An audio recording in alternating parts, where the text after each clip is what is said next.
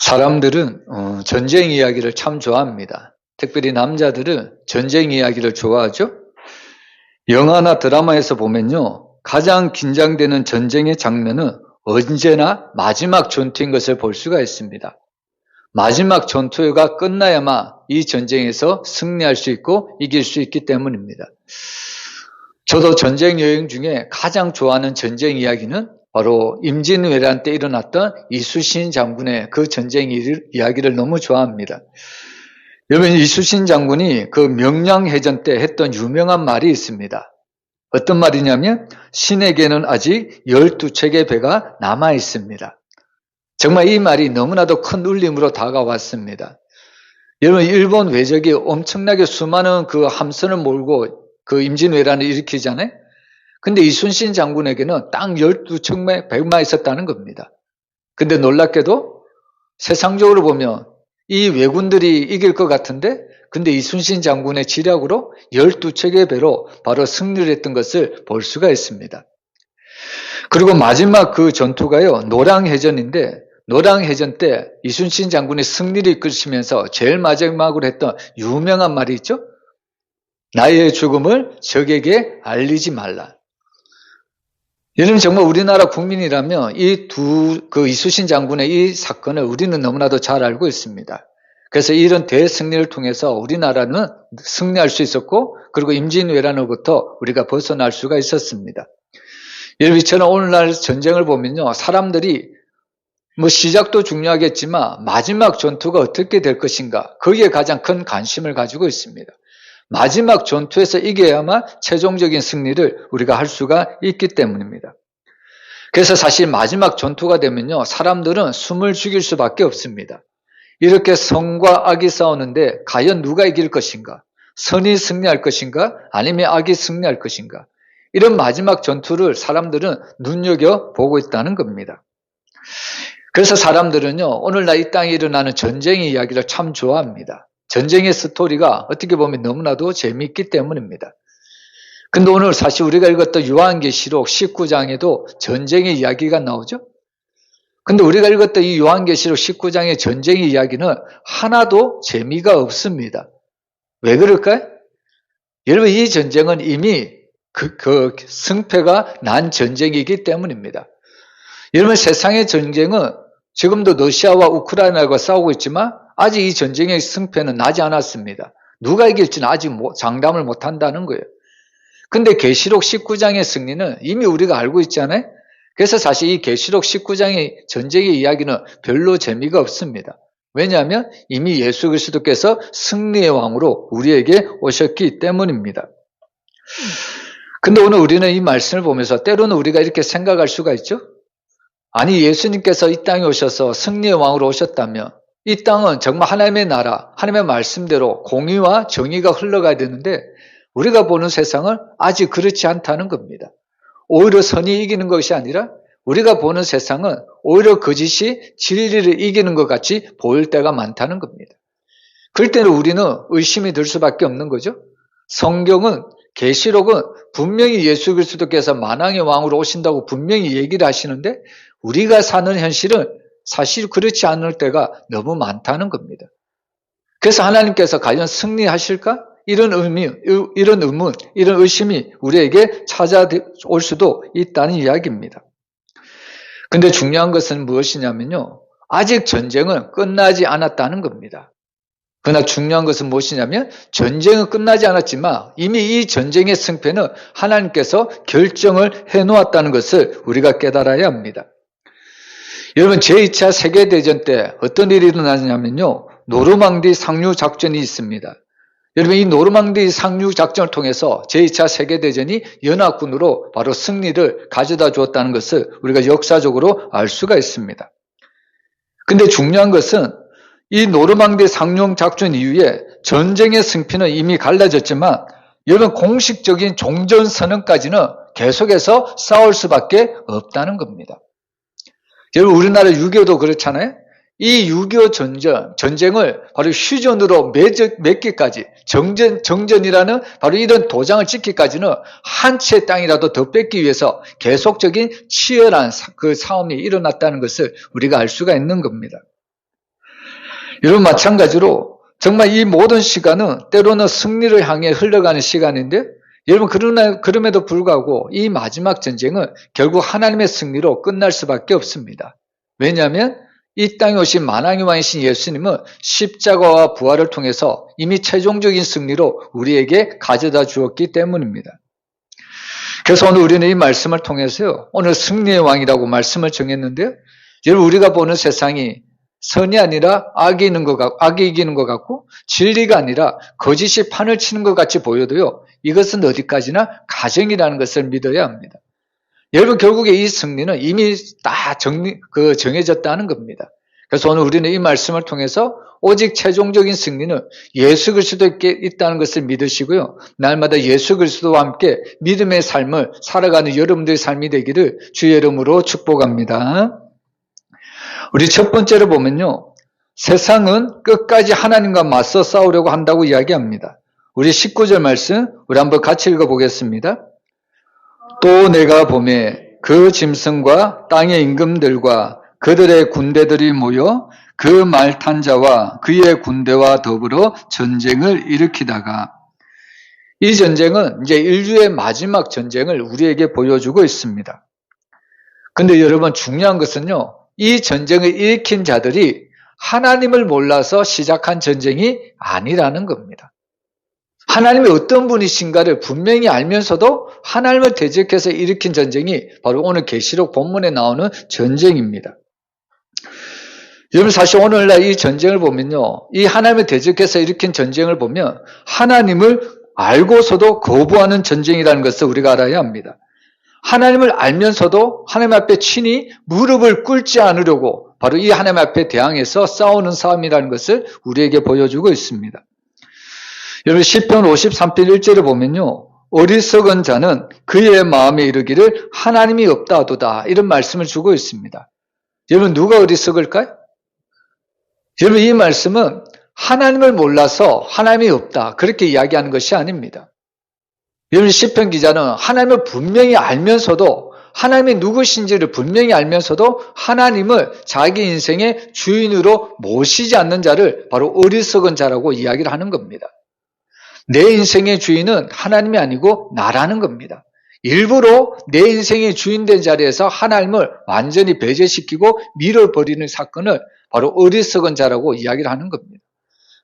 시편에 나오는 이런 어리석은 자는 하나님을 몰라서 이렇게 하는 것이 아닙니다. 하나님이 내 인생의 주인이 되는 것이 싫다는 이야기입니다. 여러분 오늘 본문에 나오는 이 짐승과 이 땅의 왕들도요, 무지한 사람들이 아닙니다. 여러분 사실 이들은 하나님의 능력을 수차례 보았습니다. 예수님이 십자가에 달리시고 죽음에 들어가셨지만 그러나 3일 만에 다시 부활하신 사건도 이들은 보았습니다. 그리고 그 하나님을 대적하는 그 모든 자들은 하나님께서 심판하신 것도 이 약한 자들은 다 보고 있었습니다. 그럼에도 불구하고 오늘 말씀을 보면요, 그들은 오늘 말을 타고 오시니 곧 예수 그리스도를 대적하고 그 예수 그리스도와 전쟁을 하려고 일으키고 있는 것을 우리에게 보여주는 말씀입니다.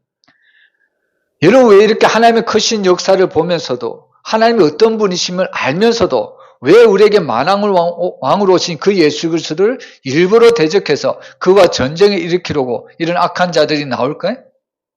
여러분 그 이유는 딱 한 가지입니다. 바로 예수 그리스도를 나의 왕으로 모셔드리기 싫기 때문입니다. 여러분 예수님은 나에게 있어서 어떤 분입니까? 우리 성도들은 예수님이 나의 구원자이십니다. 다 믿죠? 그런데 예수님이 나의 구원자라는 것을 믿긴 하는데 어떤 성도는 예수님이 나의 구원자이심을 인정하기는 하는데 예수님이 나의 왕되심을 인정하기는 싫어하는 성도들이 있습니다. 왜 그럴까요? 예수님이 나의 인생의 왕이 되면 어떤 일이 벌어질까요? 사사건건 모든 인생의 결정권이 내가 아니라 예수님께 모든 것을 맡겨야 되기 때문입니다. 내가 계획을 세우고 싶고 내가 그 계획대로 내 마음대로 살고 싶은데 예수님을 나의 왕으로 모셔드리는 그 순간 내가 원하는 대로 할 수 있는 것이 하나도 없기 때문입니다. 그래서 때때로 성도들은 예수님이 나의 구원자라는 것을 참 좋아합니다. 근데 예수님이 나의 왕으로 오셨다는 것을 거부하는 일부의 성도들도 있다는 겁니다. 그것은 한마디로 말하면 인생은 내 마음대로 살고 싶다는 겁니다. 누구의 간섭도 없이, 심지어는 하나님의 간섭도 없이 내 뜻대로, 내 마음대로, 내 계획대로 살아가고 싶다는 것이 바로 예수님이 나의 왕자로 모시는 것을 시사한다는 이야기입니다. 여러분, 사실 세상의 이 마지막 싸움을 보면요, 이미 바로 승리가 아니라 세상의 마지막 싸움은 바로 이 세상은 패배로 바로 맞춰진다는 것을 우리에게 분명하게 알려주고 있습니다. 여러분, 사실 악한 자들이 하나님을 대적하고요, 우리의 왕으로 오신 그 예수 그리스도와 더불어 전쟁을 일으키지만, 여러분, 사실 이 전쟁은 승산이 없는 싸움입니다. 이미 패배가 결정된 싸움이라는 겁니다. 그럼에도 불구하고 이 악한 자들을 어떻게 합니까? 오늘 이 짐승과 왕들은 병력을 모으고 군대를 조직하고 바로 전쟁을 준비하고 있습니다. 여러분, 이 악한 자들이 지금 싸우려고 하신 분이 누굴까요? 바로 십자가와 부활로 이미 승리하신 만왕의 왕이십니다. 그럼에도 불구하고 이 세상의 악한 자들은 자기가 가지고 있는 모든 것들을 다 모아서 이 만왕의 왕으로 오신 예수 그리스도와 더불어 싸우려고 이 전쟁터에 나왔다는 겁니다. 여러분, 이것이 참 어떻게 보면 아이러니한 거죠? 여러분, 어린아이도 딱 누군가 싸우려고 할 때 저 사람이 내가 싸워서 내가 이기지 못할 것 같으면 미리 항복을 합니다. 미리 엎드리는 거죠? 여러분, 어린아이도 그런 지혜가 있는데 오늘 본문에 나온 악한 자들, 이 짐승들, 이런 거짓 선지자들은 이미 질 싸움인 것을 알면서도 그럼에도 불구하고 바로 하나님을 대적하고 예수님께 대적하고 바로 전쟁을 하러 나왔다는 이야기입니다. 여러분, 이것을 통해서 정말 이 악한 자들이 얼마나 악한 것인가 우리가 알 수가 있는 거죠. 그리고 사실 그 악함의 가운데는 무엇이냐면 바로 하나님의 통치를 받기 싫어한다는 겁니다. 여러분, 종종 우리도 말씀을 듣지만 늘 말씀의 통치를 우리가 받아야 된다는 건 알지만 실제 삶 속에서는 그 말씀의 통치가 받기를 거부하는 사람들이 너무 많습니다. 왜냐하면 말씀의 통치대로 우리가 받고 살아간다면 우리는 세상에서 손해볼 것이 눈에 보이기 때문입니다. 말씀의 통치를 받아가다가는 내 욕심을 이루지 못할 것이라고 여겨지기 때문입니다. 하나님의 말씀의 통치를 받아야 된다는 것을 분명히 알지만 그 통치를 받는 그 순간 나는 손해고, 나는 세상에서 실패자고, 나는 세상에서 어떻게 보면 저 밑바닥의 삶을 살 것이라고 미리 지레짐작 겁을 먹고 있다는 사실입니다. 그런데 오늘 이 말씀은요, 정말 우리가 이 말씀의 통치가 얼마나 우리에게 중요한가를 우리에게 깨닫게 해주는 말씀입니다.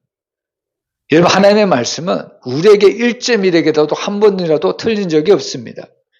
여러분, 하나님의 말씀이 그 입에서 나왔잖아요. 그 말씀은 헛되이 하나님께서 그 말씀이 되돌아온 적도 없다는 이야기입니다. 그래서 사실 오늘 우리는 이 마지막 때를 살아가면서요, 늘 말씀의 통치를 받아야 합니다. 이 말씀의 통치를 받아야만 우리는 이 땅에서 승리의 삶을 살아갈 수가 있다는 말씀입니다. 여러분, 예수님께서 우리에게 구원자로 오셨죠? 또 우리에게 친히 왕으로 오시기 위해서 오셨습니다.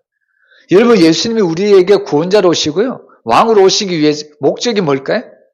우리를 죽이기 위해서 왔습니까? 여러분, 예수님이 우리의 구원자고 우리에게 진정한 왕으로 오셨다는 것은 우리를 살리기 위해서, 우리를 죄에서 해방시키기 위해서 우리에게 찾아오신 줄 믿으시길 바랍니다. 그래서 우리는 그 예수님의 통치, 그 말씀의 통치를 날마다 받아야 된다는 겁니다. 세상에는 하나님이라는 분이 누군지를 알면서도 일부러 그 통치를 거부합니다. 그 이유는 자기의 욕심, 자기의 성공을 바로 이루지 못할 것이라고 생각하기 때문입니다. 근데 여러분, 그것은 정말 어리석은 생각이죠? 여러분, 오히려 우리가 하나님의 통치를 받을 때 그 통치 안에 우리가 안전히 거할 수 있고요, 그 통치 안에 우리가 평안히 거할 수 있고, 그 통치 아래에 있어야만 우리가 하나님의 나라에 들어갈 수가 있습니다. 여러분, 날마다 하나님의 말씀의 통치를 받으시기를 바랍니다. 그리고 두 번째로요, 오늘 이 예수 그리스도의 승리는 말씀으로 이루어진다는 것을 우리에게 가르쳐주고 있습니다. 우리 20절 말씀 우리 한번 같이 읽어보겠습니다. 짐승이 아니고 그 앞에서 표적을 행하던 거짓 선지자도 함께 잡혔으니 이는 짐승의 표를 받고 그의 우상에게 경배하던 자들을 표적으로 미혹하던 자라. 이 둘이 산채로 유황불 붙는 물에 던져지고. 여러분 이 말씀을 보면 우리가 사실 역사의 전쟁을 보면 아주 자세하게 그 역사의 전쟁에서 어떻게 승리했는가를 우리가 잘 알 수가 있습니다. 근데 오늘 이 말씀에는 20절 보면요. 하나님의 말씀이 우리에게 승리를 가져다 주는데 어떻게 해서 이 승리가 우리에게 이루어졌는지를 그 과정을 어떻게 보면 아주 상세하게 우리에게 이야기하지는 않습니다.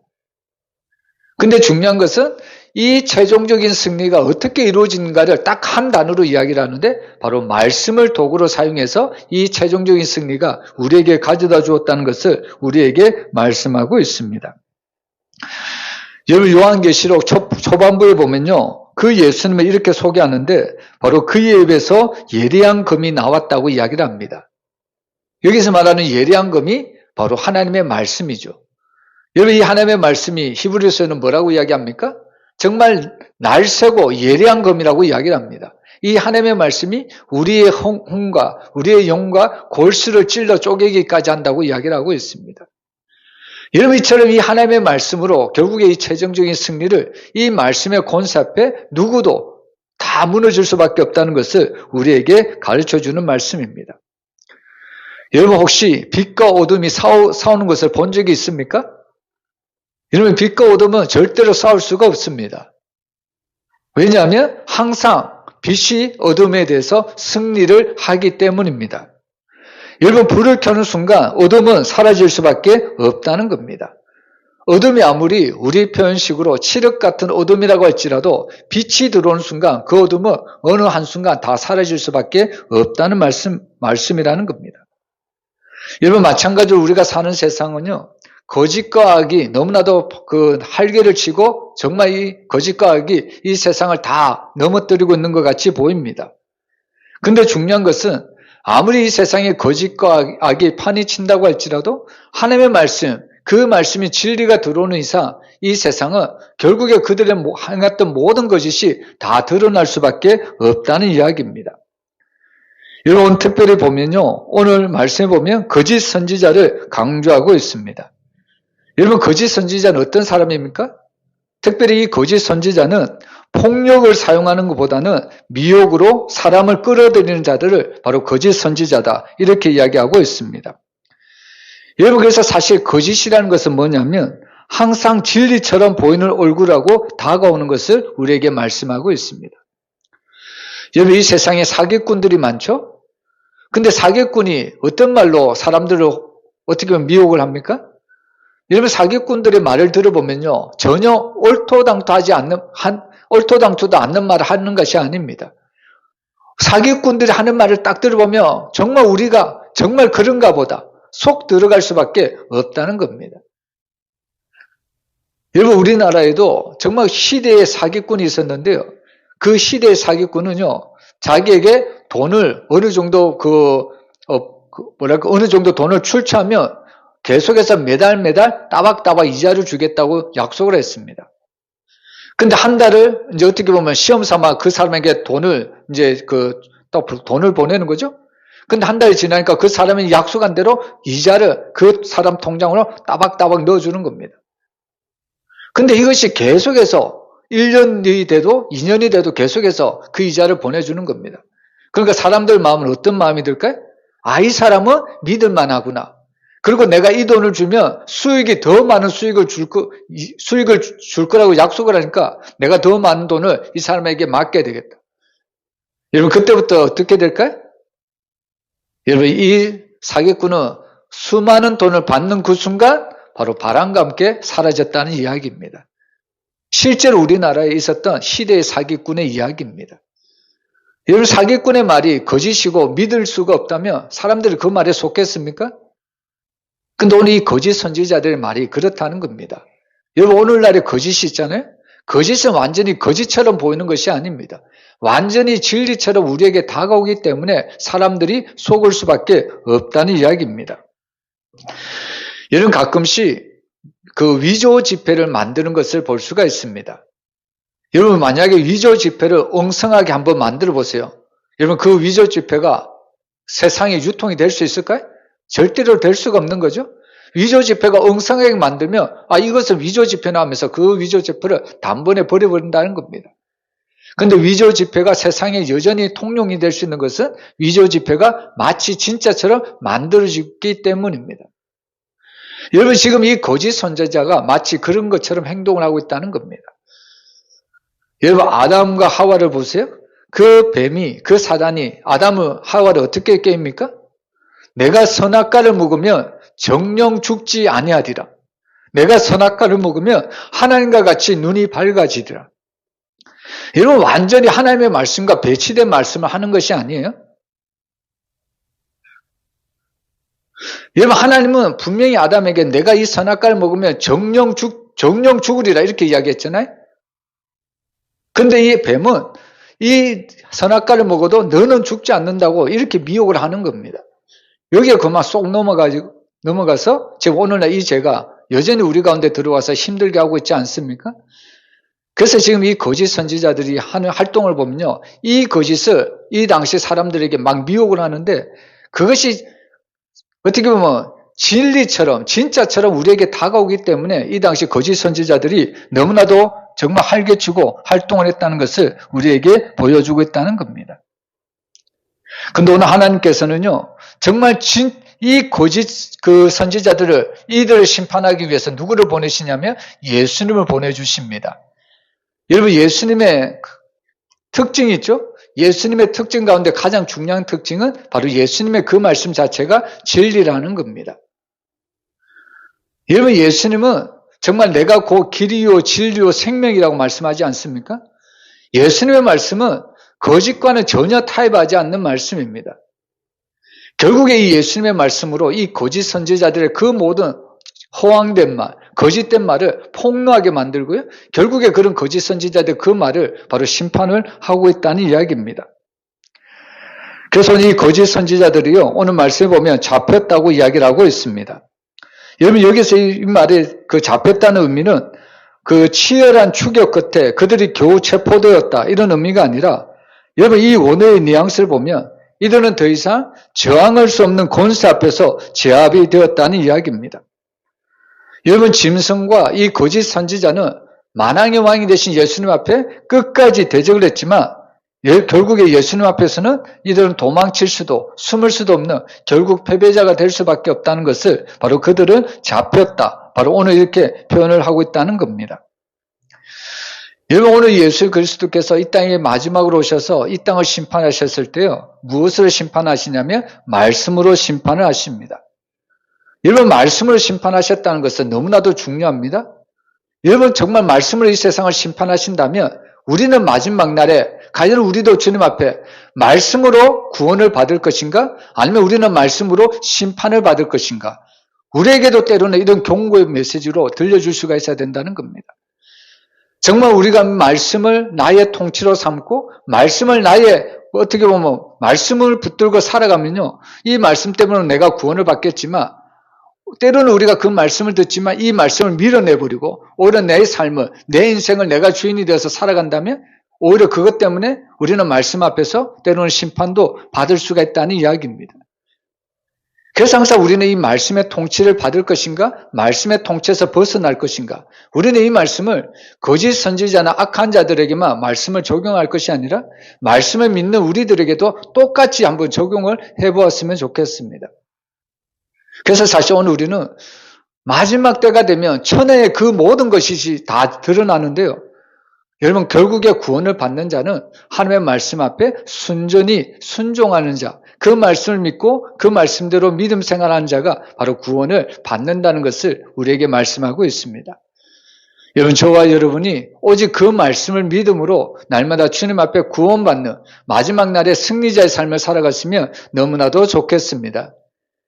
그래서 마지막 날이 되면요, 세 번째로 보면 승리의 날은 모든 선택이 드러나는 날이라고 우리에게 이야기를 하고 있습니다. 우리 21절 우리 한번 같이 읽어보겠습니다. 그 나머지는 말탄 자의 입으로부터 나오는 검의 죽음에 모든 새가 바로 그들의 살로 배불리더라.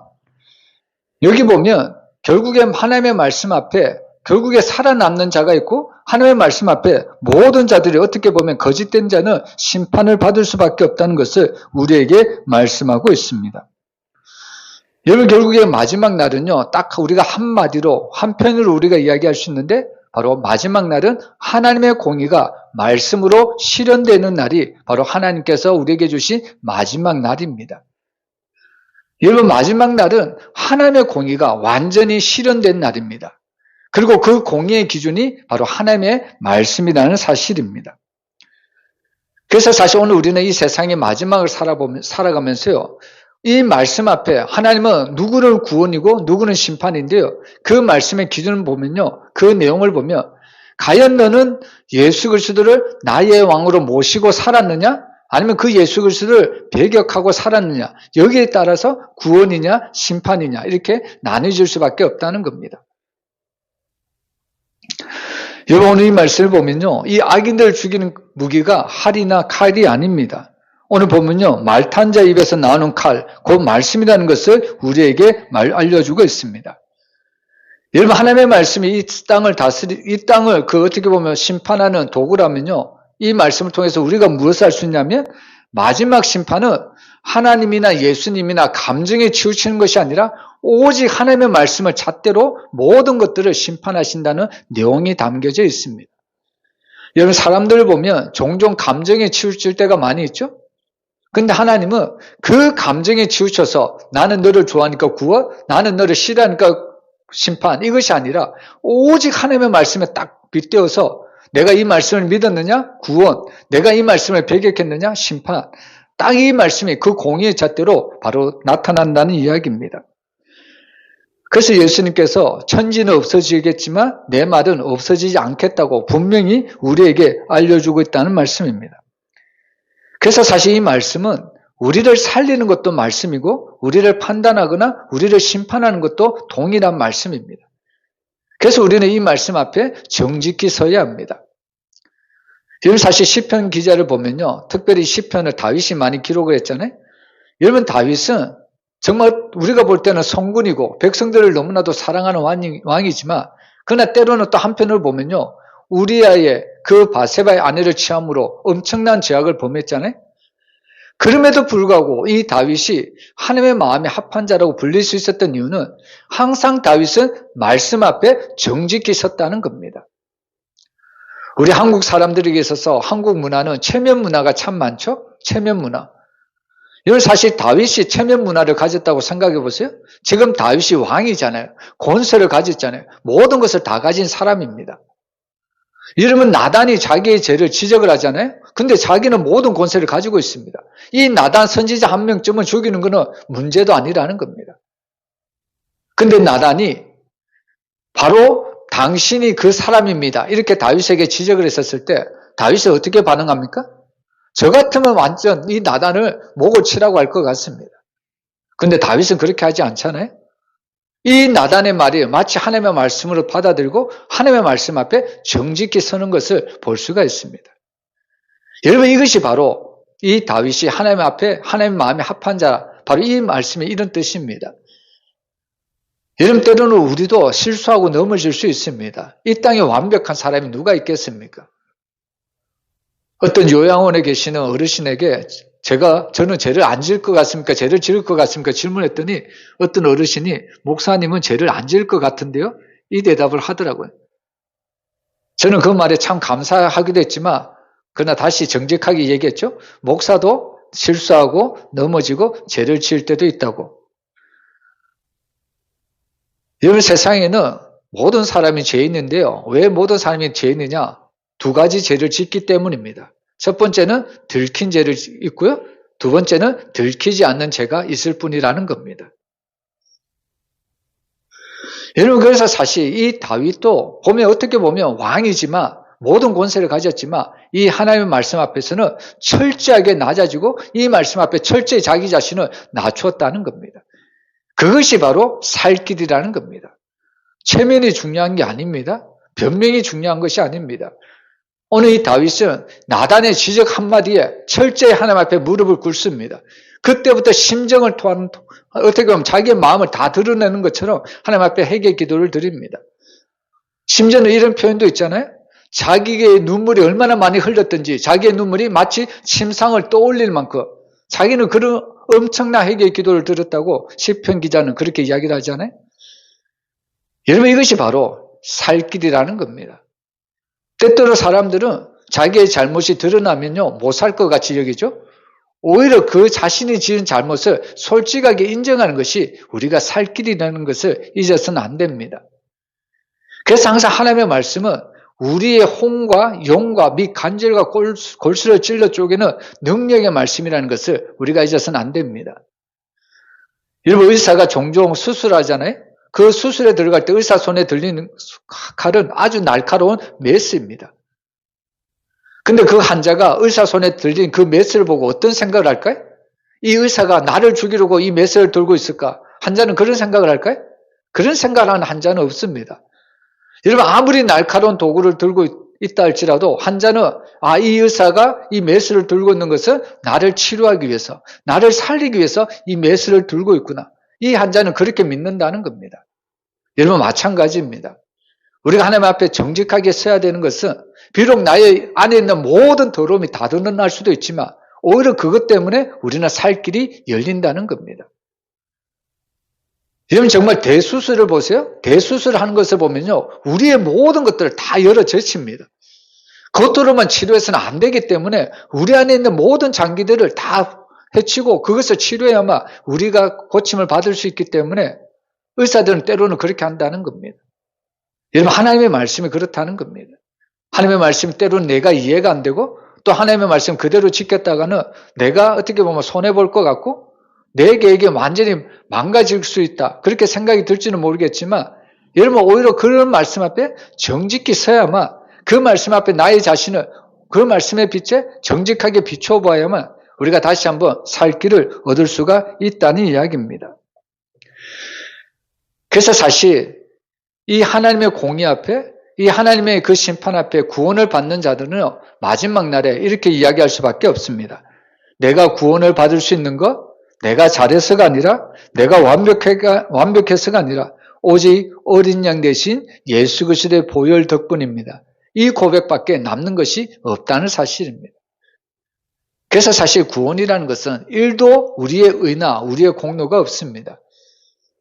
여러분, 사실 이것이 우리에게는 더욱더 은혜의 말씀으로 다가와야 합니다. 왜냐하면 나에게는 구원받을 근거가 하나도 없기 때문에 내가 붙잡아야 되고 내가 믿어야 될 분은 예수 그리스도밖에 없기 때문입니다. 이것이 바로 이 말씀이 우리에게는 은혜로 다가올 수밖에 없다는 이야기입니다. 여러분, 오늘 우리는 이 말씀을 통해서요 정말 우리는 예수님을 나의 구원자로 모시고 나의 구원자로 믿고 살아가고 있습니다. 그런데 오늘 이 계시록을 보면요 또 다른 예수님에 대해서 우리에게 알려주고 있습니다. 예수님은 너희의 구원자이지만 너희의 왕으로 너는 지금 섬기고 있는가? 오늘 우리에게 이런 질문을 던지고 있다는 겁니다. 여러분, 예수님이 나의 왕으로 모시고 예수님이 나의 왕으로 우리가 섬긴다는 것은 어떤 의미가 있냐면 그분이 하신 모든 말씀을 우리가 지키고 순종하고 그 말씀대로 따라가는 것을 의미하고 있습니다. 이렇게 살아가는 자들에게는 마지막 날이 심판이 아니라 하나님의 은혜로 구원을 해주신다는 말씀입니다. 여러분, 오늘날은 여전히 은혜의 날입니다. 왜냐하면 아직은 돌이킬 수 있는 기회가 있기 때문입니다. 근데 문제는 노아의 홍수가 닫혀버리는 것처럼 마지막 날에는 이 구원의 문이 닫힐 때가 있다는 겁니다. 그때는 아무리 우리에게 구원을 달라고 아무리 아우성쳐도 그때는 이미 소용이 없다는 겁니다. 여러분, 이 은혜의 때에 오직 예수 그리스도를 믿고 구원을 받고 날마다 승리의 삶을 살아가시기를 주의 이름으로 축원합니다.